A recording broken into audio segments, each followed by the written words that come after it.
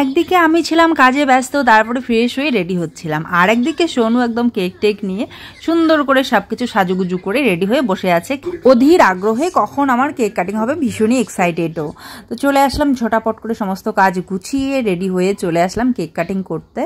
এটা ছিল 14ই নভেম্বর বন্ধুরা, আমার বার্থডে। তো সবাইকে অসংখ্য ধন্যবাদ আর অনেক অনেক ভালোবাসা যারা আমাকে উইশ করেছিলে আমি কোনো কিছু শেয়ার করার আগেই। তো ভীষণ ভালো লেগেছিল আমার।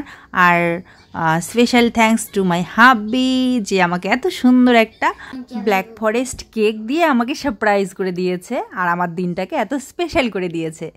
তোমাদের সকলের জন্যই রইল অনেক অনেক শুভেচ্ছা আর বুক ভরা ভালোবাসা, বড়দের জন্য প্রণাম। সোনু আমাকে বলছিল মাম্মা ঠিক এইভাবে চেরিটা খেয়ে নাও, তো আমি বলছি না এইভাবে খাবো না, কারণ এটা সবাইকে দেবো তাই না, আজকে ফ্রিজে রেখে দেবো, অনেকটা যেহেতু রাত হয়ে গেছে কালকেই দেবো, তো তার জন্য এইভাবে খাওয়া যাবে না, কাট করে একটা অংশ আমরা দুজন মিলে খাবো, এটাই বলছিলাম।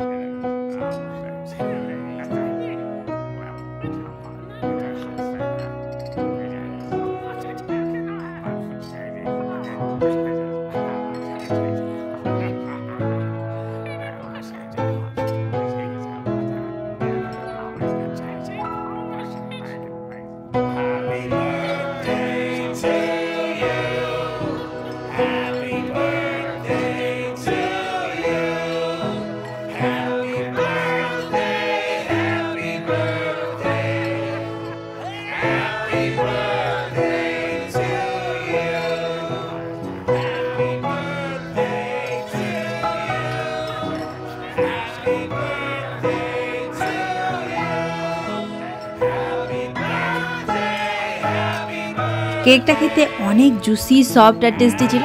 আজকে তাহলে আসছি বন্ধুরা, সবাই খুব ভালো থাকবে, সুস্থ থাকবে।